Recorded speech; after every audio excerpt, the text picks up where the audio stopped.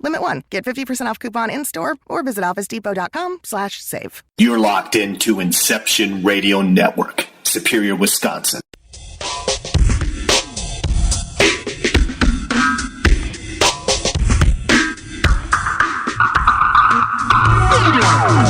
Hello, and welcome to Paraversal Universe, where all paranormal perspectives apply. Join paranormal historian and ufologist Kevin Malek and psychic medium and demonologist Jennifer Malek as they navigate us through the different categories of the unknown and the unexplained, including ghosts and haunted places, cryptozoology, aliens and UFOs, theology, metaphysics, and conspiracy theories, with the top analysts and experts of these disciplines. If it's amazing, if it's unusual or mysterious, if it's bizarre or creepy and fantastic, if it's unbelievable, paranormal, or supernatural, then it's Paraversal Universe Radio. Now here are your hosts, Kevin and Jennifer, with Paraversal Universe Radio.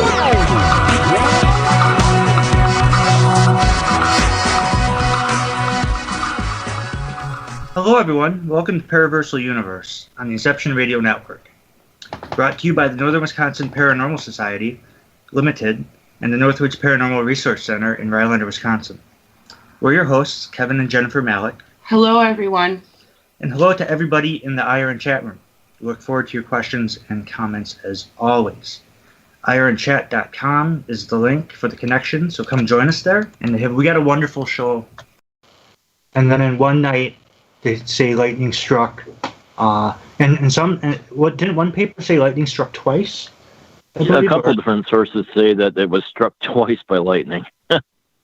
Right. And the odds are probably a little bit more intense there. Right. Exactly. Well, yeah, it's some amazing stuff. So he was checked out his identity and he checked out. And you checked definitely checked out, yeah. Okay, and you checked to see if his family owned next door. And did they? Yes, they did. Okay. And he had pictures, right? He actually had pictures of the smoldering ruins, which puts him at the place at the time he said he was, basically. Yep. I mean, I seen the pictures. They're daytime pictures, early morning. I mean, really early morning. But, be that as it may, I mean, yeah, so that's pretty compelling.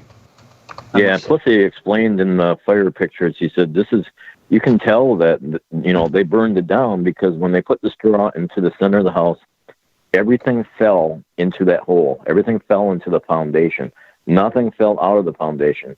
And none of the trees caught fire. The trees were charred, but none of them actually burned to the ground because it was so well planned out.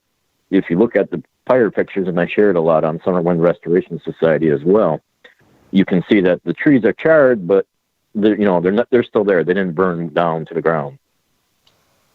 And if anybody wants to check out photos of Summerwind, go on Facebook and check out the Summerwind Restoration Society. It's a Facebook group page. You can join it. I'm sure Craig will let you in, and you can check the photos out. Now, there were some pictures that were sent to us from the fire department, sent to the Milwaukee Journal because they did a story on, could it be arson? Could it have been torched? Stuff like that. Yeah. And the town of Land Lakes did send some pictures, of Summerwind on fire. And evidently they stopped to take a lot of the pictures of it burning down and stuff. It does show daylight in the photos above the tree line, because it stated that they started burning it maybe around, if he was there at around 10:30 at night, just an estimate, if he was there around 10:30 at night, now you're talking, 30 years ago. So let's say it was really like 11 o'clock and they had put the hay in there. How long did it take them to get the hay in there? How long did it take them to start the fire? Say they didn't get it started till midnight. Now, I did talk again with the state fire marshal. She says she has no idea how long it would take to burn a building down in a pouring torrential downpour of rain. Now, there's no windows on the house. There's no doors. Regardless of putting straw on the inside, those floors are still saturated with water. The ceiling's saturated with water. It's probably going to take a decent amount of time to burn down. My estimate would be to take a decent amount of time to burn down the property, plus all the two other buildings there as well. So it easily could have been early morning hours. Now, they say the fire department said they didn't get out there till 7 o'clock in the morning after church is when they got the fire call. I don't know. The pictures look like it's earlier than 7 a.m., but I'm not a time specialist, so I'm not sure 100%. But anybody can alter pictures nowadays, too. So, unless I see the original pictures, if they have some type of timestamp on them or even a date would be helpful. With that old, they'll have a date, but not a time, I'm guessing. Yeah, probably a date. Sometimes they do. It just depends. So were they taken with Polaroids, or were they taken with 110 cameras, or what? We should point out, too, that at that time of year, it gets light at 5 a.m. Yep. So, okay, you're right. I mean, hypothetically, let's say they didn't start until 12 or 1. Like you said, maybe if we give them an hour play, even an hour and a half worth of play, and being as wet as it was, then pictures could have easily been taken at 5:30 in the morning. And if you look at the pictures, most of the building is already burnt. The upper part, the second story, the all you have left are just the bottom parts of the outer basically walls. The walls. Yeah. And our team has been out there, like your team, and you could clearly notice many that other teams. Yeah, and the two buildings, like the Summerwind and the servants' quarters, they're not right next to each other. I'd say maybe 20 feet apart. But from the servants' quarters to the garage, it's further than that. And even, like you said, even if the trees weren't, they were just slightly charred and stuff, which were closer to the building than the servants' quarters. There's just so many unanswered questions. And the pictures that were taken, the pictures that were sent to us or to the Milwaukee Journal, they also kind of show that when they took the pictures, it was pretty dark because the trees didn't show up in their pictures. The fire showed up clearly, but the trees didn't really show up. It was still dark, not pitch dark, so it could have been early morning. And in one of those pictures that was sent, you can clearly see one of the, I'm not sure if it's the maid's quarters, the servants' quarters, or the garage, or something like that. But it's not even touched by fire. They're taking pictures of it, and the fire's not even near it. So where'd that building go? This is it's incredible. It's really truly an incredible story. There's no doubt about that. Yep, I did check with Vilas County Clerk of Courts to find out if any permits were ever issued to anybody for attempting to burn down Summerwind or wanting to burn down Summerwind, and nothing was ever issued. The only records that they had in their office was the fact that Von Bober, when he had it, after the Hinshaws had it, wanted to make it listed in the Historical Register of Deeds, and he was going to do that. Evidently, he never did that. The second thing that was listed on the documents were, after the fire, there was bricks laying around everywhere on the inside of the mansion, and I guess the owners had asked the town to clean up the bricks, which I think they did most of it.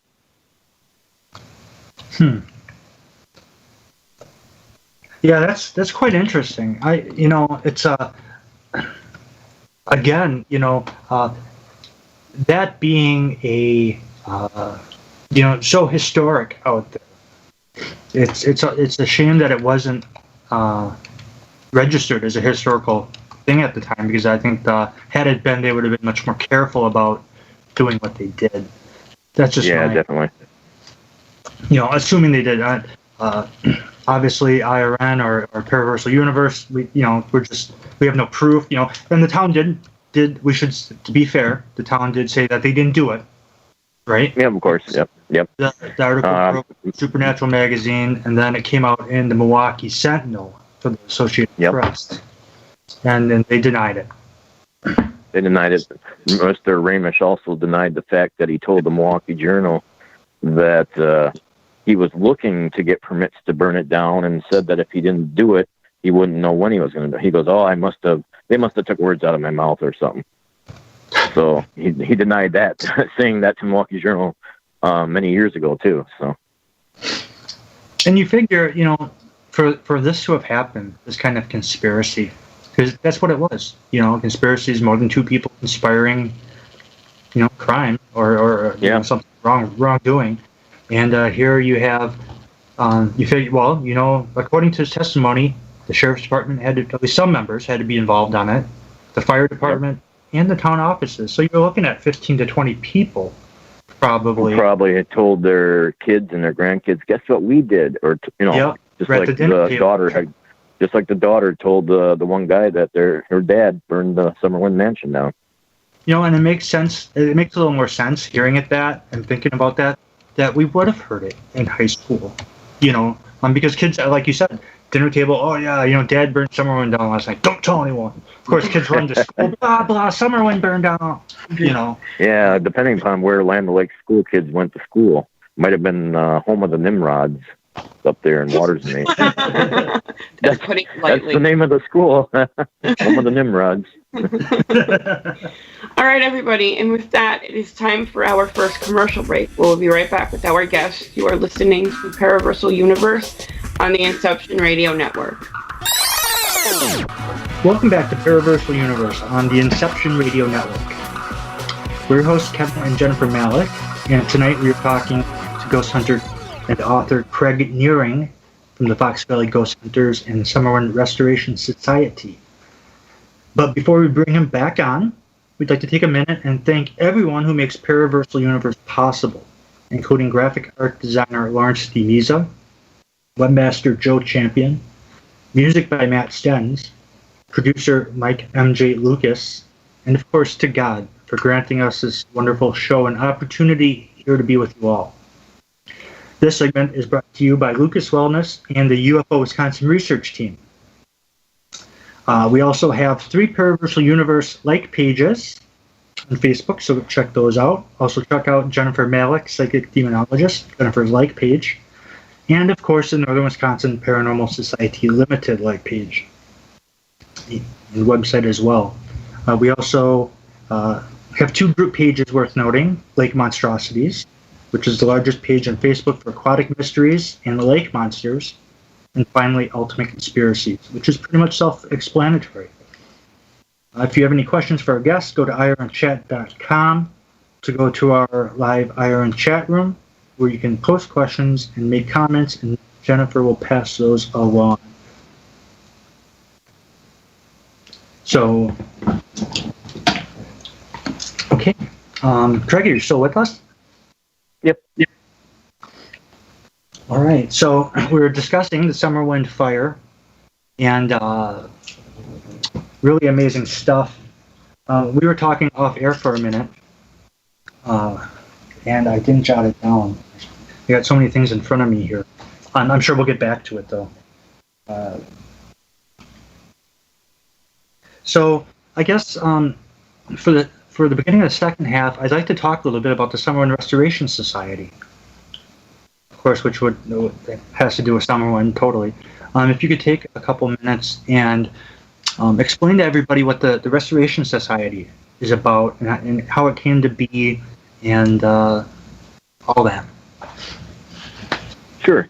Basically, getting in touch with the owners when we first started investigating Summerwind, maybe about 6 years ago.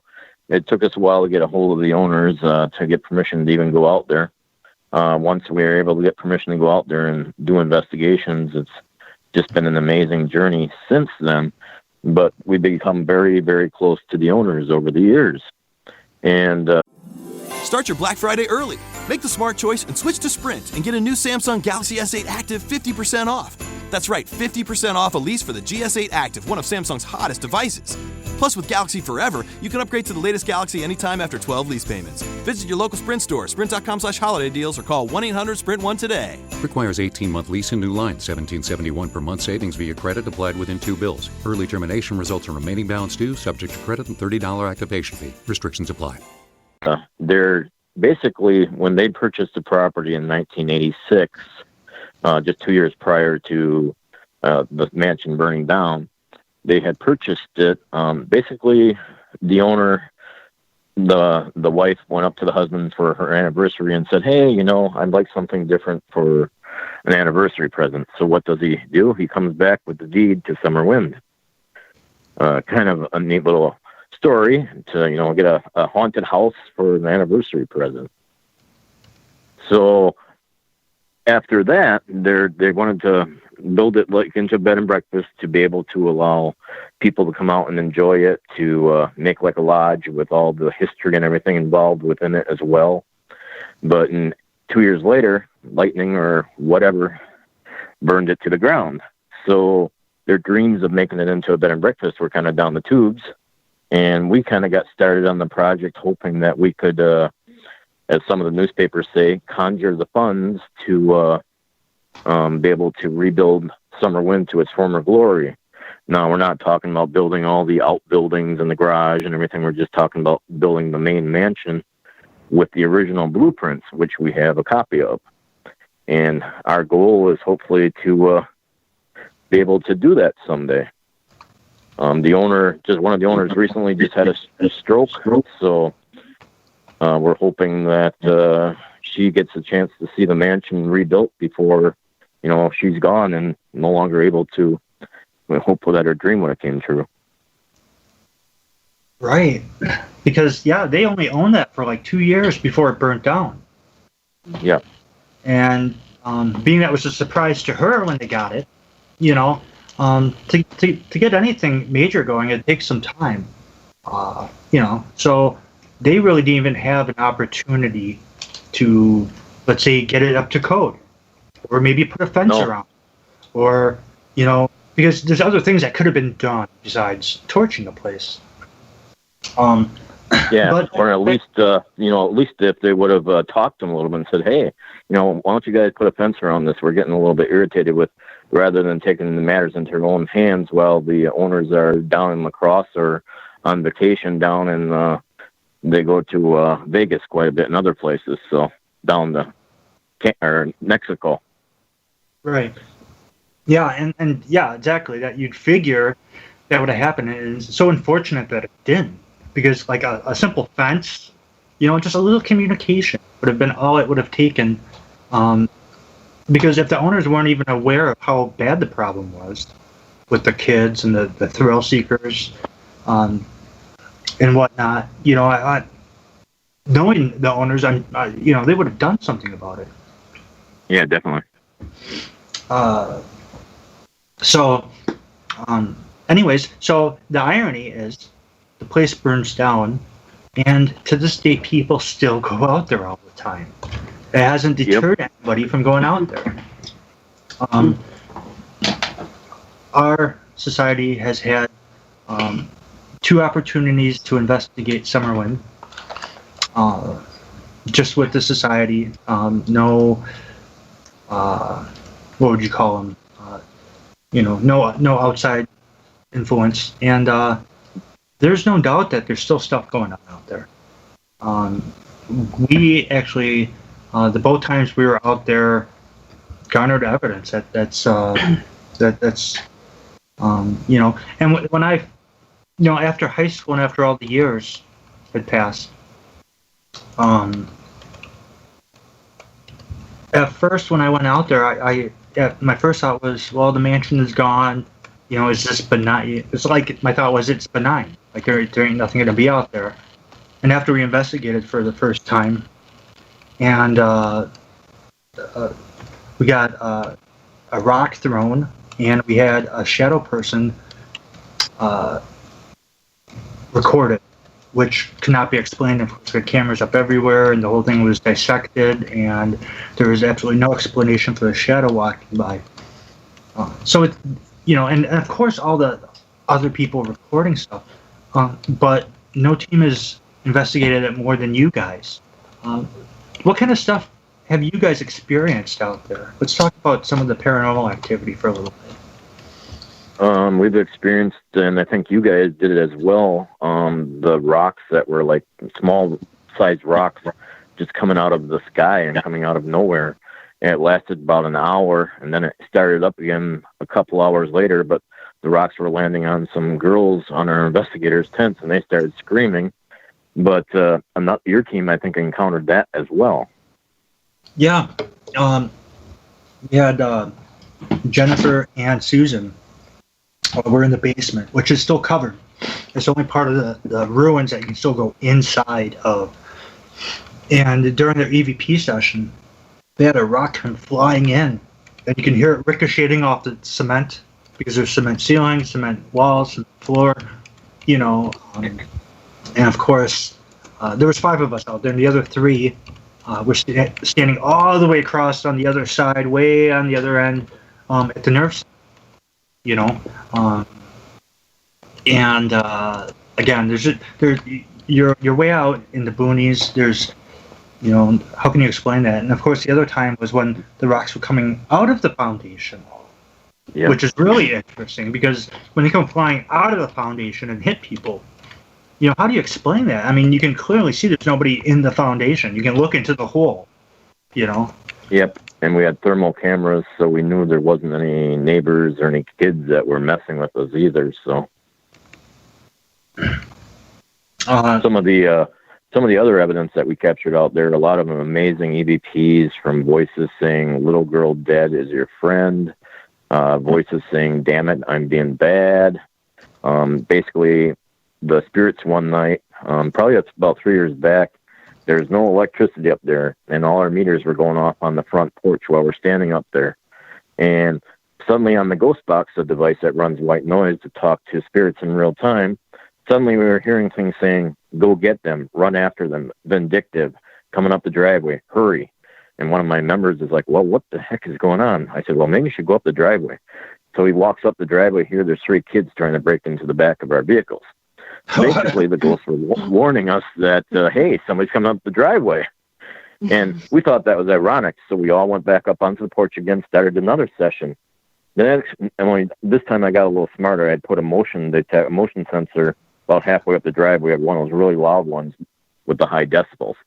And the next thing I know is on the ghost box again, something saying, 6, coming now, hurry, go get them, fast. And I'm like, oh my God, is there somebody coming? And suddenly my motion sensor goes off. One of our members runs up the driveway again. Here there's 4 guys and 2 girls, and one of the girls just peed her pants because the motion detector was so loud it scared the heck out of her. But here the ghost said 6 people coming up the driveway. And so a lot of the amazing EVPs that we have captured, you can actually find on our website, foxvalleyghosthunters.com, under the EVPs. And then one of the... I'm sorry, go ahead. Okay, then one of the last cool things was just captured just this past event, where the guy had came out and told us about what the town possibly did.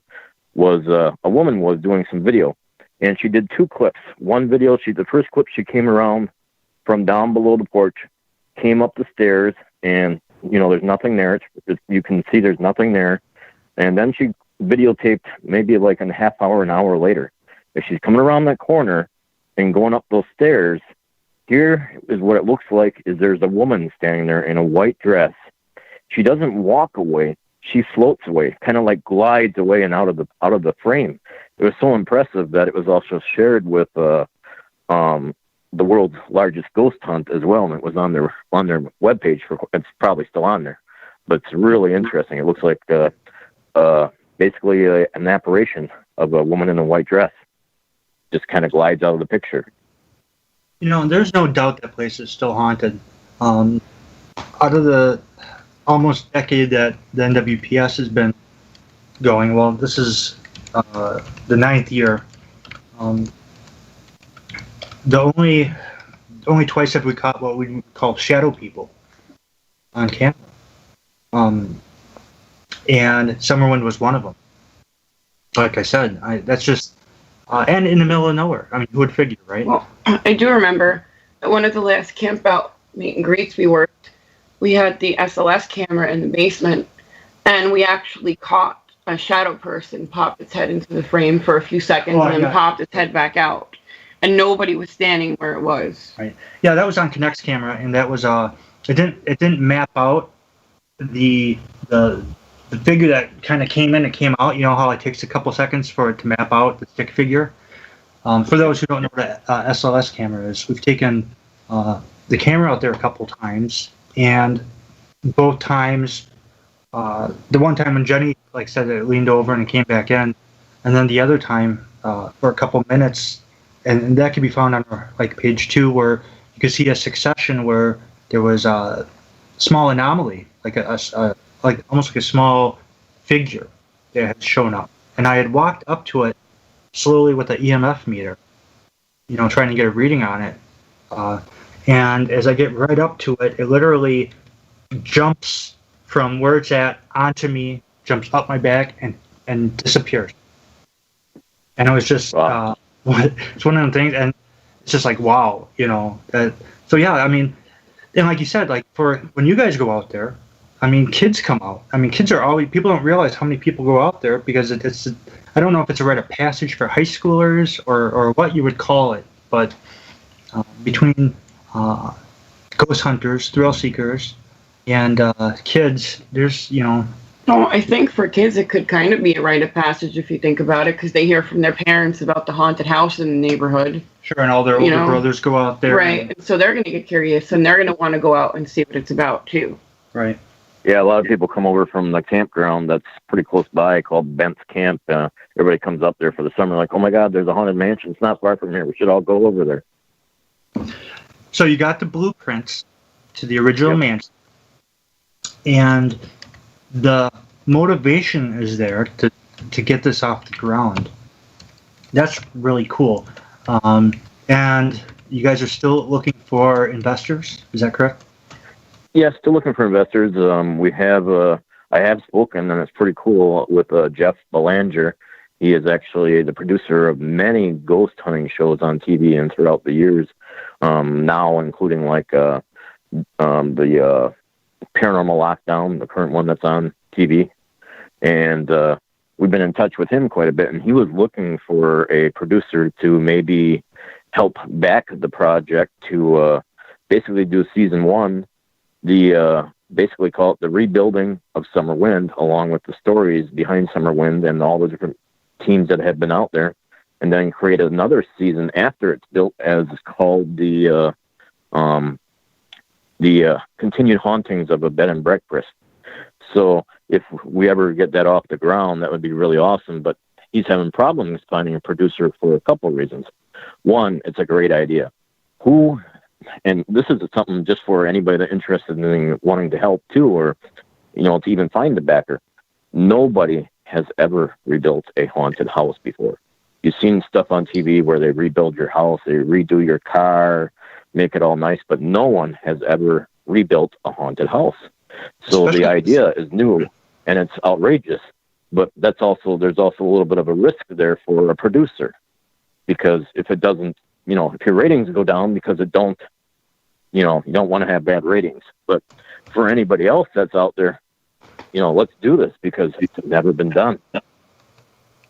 Yeah, I would say it'd be fantastic. I mean, it's an iconic place.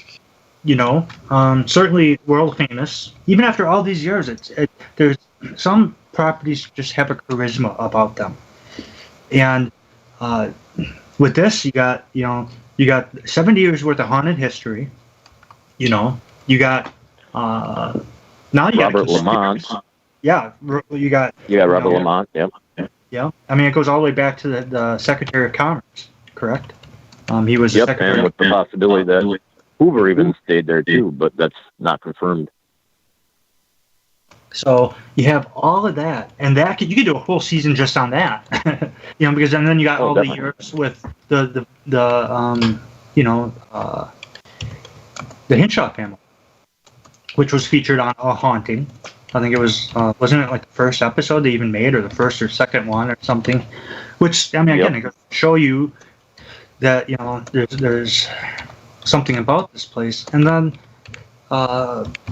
The fact that you guys got the original blueprints. So you got, between the past, the conspiracy, the evidence from the time it burnt down till now, because we have evidence and you have evidence.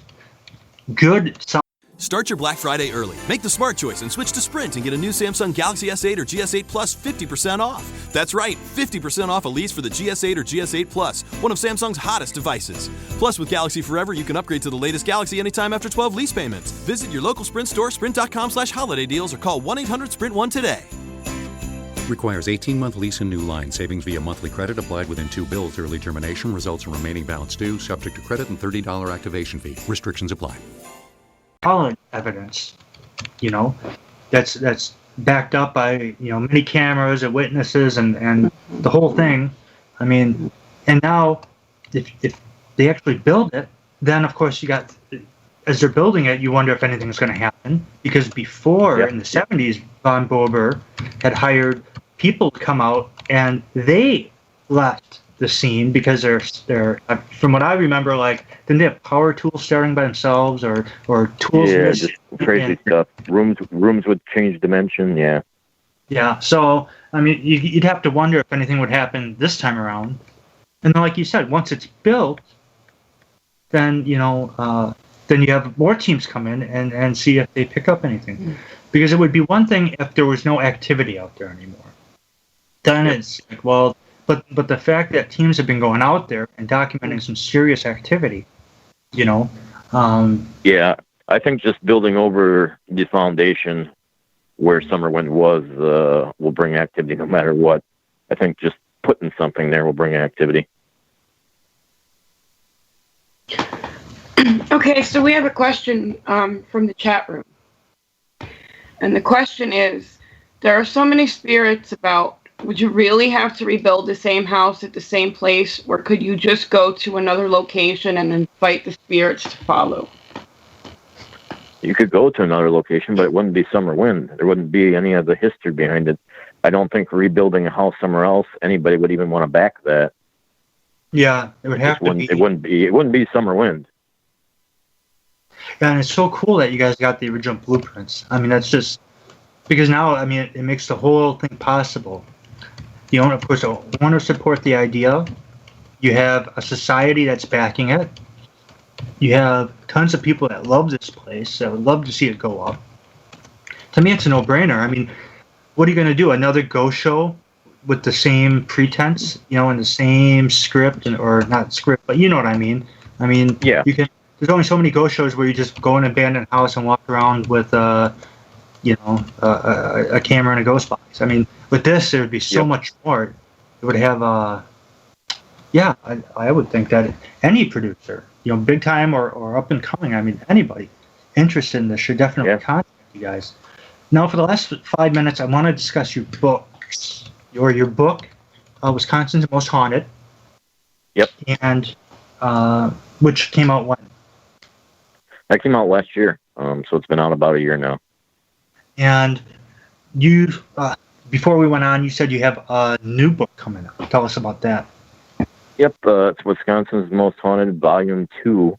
It covers a lot of our very early on investigations, some from New London, Wisconsin, one of our very first investigations in 2010, where I was actually scared for the first time in my life of something really creepy going on. So a lot of the stories that are there from basically our earlier times, but also into some of our newer investigations as well. The prior book, the first one that came out, has Summerwind in it as well, and has many stories about Summerwind that have never been told before as well. So if you pick up the first copy, you'll see a lot of different articles about Summerwind that were told by a 90-year-old woman that lived across the lake and stuff like that. Yeah. The second book should be out before Christmas. Nice. Congratulations. That's awesome. Yes. Thank you. And some of the stuff in your first book, I know you have some notable locations in the first book you guys have been to. Yeah, definitely like Titletown, but Green Bay National Railroad Museum, the Berlin Tannery, a bunch of different things. This new one has Titletown Brewery in it, in Green Bay, that a lot of the Packers would visit too. So, right. And let's see, what time do we have here? We got 3 minutes left. It's enough time for. Could you share any links that you'd like to share? Sure. We have FoxValleyGhostHunters.com. We also have Fox Valley Ghost Hunters on Facebook, Summerwind Restoration Society on Facebook, and we also run a site called Wisconsin's Most Haunted Places on Facebook. And you can find a lot of our videos from all different places on YouTube under Fox Valley Ghost Hunters as well as the Summerwind conspiracy video where we did the interview with the guy. Yes, and yeah, if anybody wants to hear the interview with the guy, in his own words, you can find the interview either what Craig said, or you can go to some Supernatural magazine, right. And there's a link to the video there as well. Right, and for those of you in chat, I just posted that link to Supernatural magazine, so it's got the full article and the interview, so you guys definitely want to check it out. And Craig, we'd like to thank you so much for taking time out and coming on and talking about this with us. Yeah, thank you, Kevin, Jen. Yeah, thank you. It was awesome having you on. So we're going to wrap up this show. Next week we'll be off for Thanksgiving, and the following week on December 1st we're going to have author Jeff Mudgett, who is the great-great-grandson of America's first serial killer, H.H. Holmes. We're going to be discussing his book and his ancestor. And his show, American Ripper. Yes. To the believer, the evidence is overwhelming. And to the skeptic, there will never be enough. Thank you, everyone. God bless you. Have a wonderful evening, a wonderful weekend, and we will see you in 2 weeks. And happy Thanksgiving. Yes, happy Thanksgiving, and good night, everyone.